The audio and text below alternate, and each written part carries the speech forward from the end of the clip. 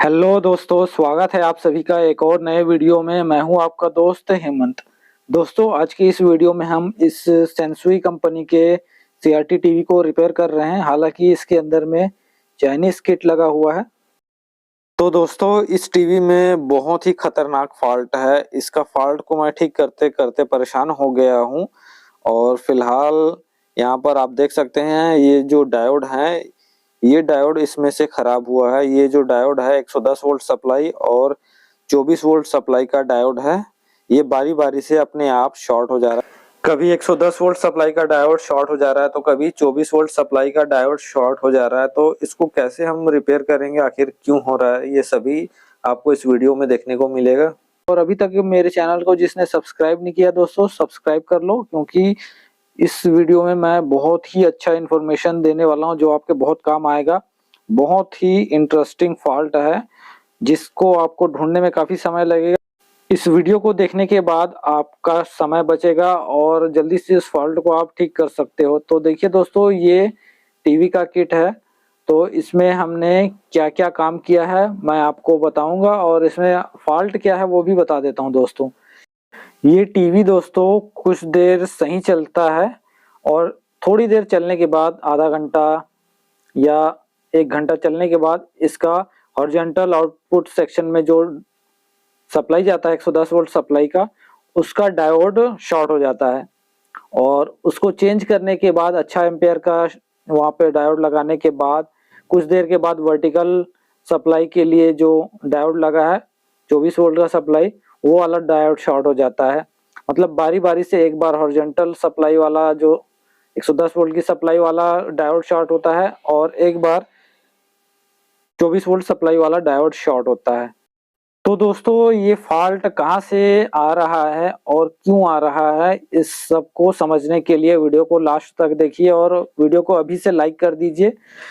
तो दोस्तों, अभी देखिए, ये देखिए मेरे पास कितने सारे डायोड पड़े हुए हैं और बहुत सारे नीचे गिर गए हैं।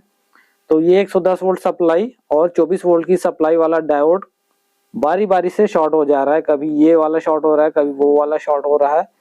तो ऐसा ही एक फॉल्ट कुछ महीनों पहले मेरे पास आया हुआ था।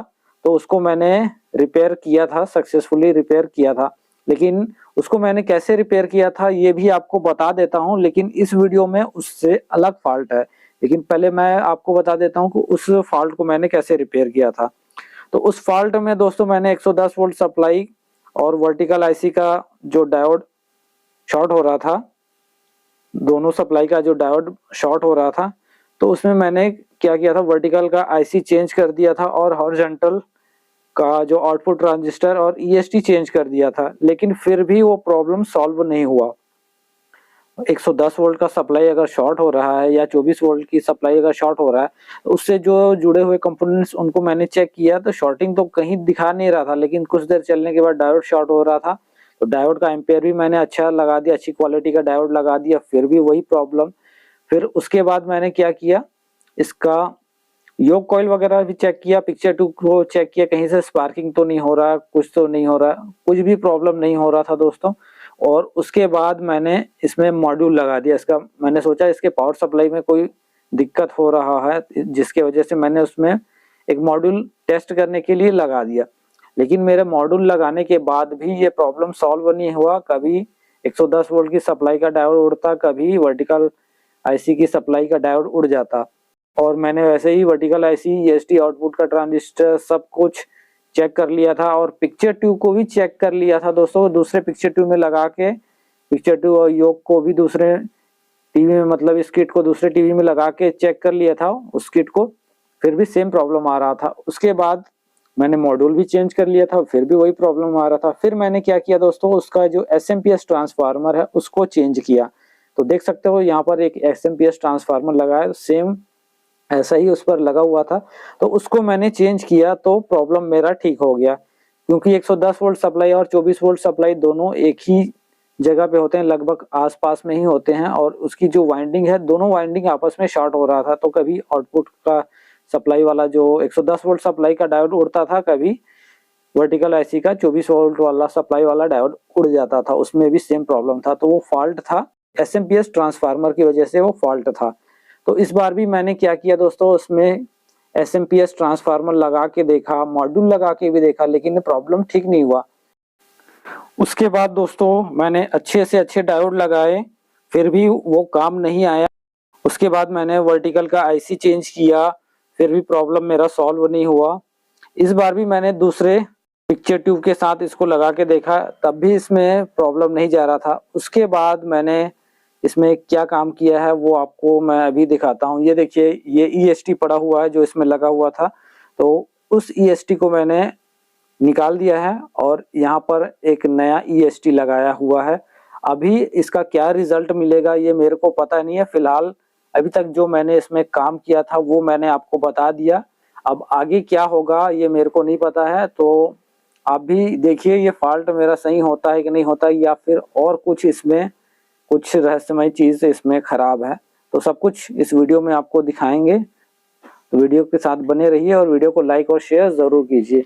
तो अभी देखिए ईएसटी हमने नया लगा दिया है। अब ईएसटी की सप्लाई को एक बार चेक कर लेते हैं, अभी इसमें वोल्टेज कितना आ रहा है। और पहले भी वोल्टेज में इसमें कोई दिक्कत नहीं आ रहा था, सीधा डायोड शॉर्ट हो रहा था। अभी देखिए 111 वोल्ट यहाँ पर हमें मिल रहा है, ये देखिए।